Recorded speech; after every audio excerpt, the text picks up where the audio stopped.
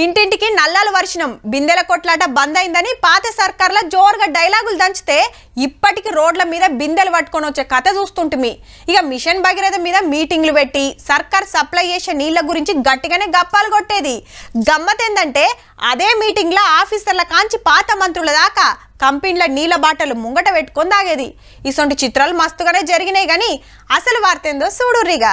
Machine Bhagiratha survey నడుస్తుంది ఊర్లల్లా.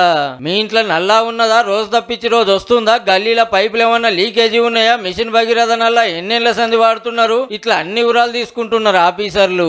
రాష్ట్రంలో 12,769 పల్లెలుంటే ఇంటింటికి చెకింగ్ చేస్తున్నారు. రిపేర్లుంటే ఎమ్మటే చేపిస్తున్నారట.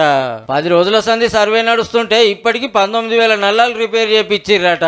ఫీల్డ్ ఆఫీసర్లు గ్రామ పంచాయతీలో పనిచేస్తోళ్ళు ఒక్కూర్లో రోజుకు 40 ఇళ్లలో సర్వే చేస్తున్నారు.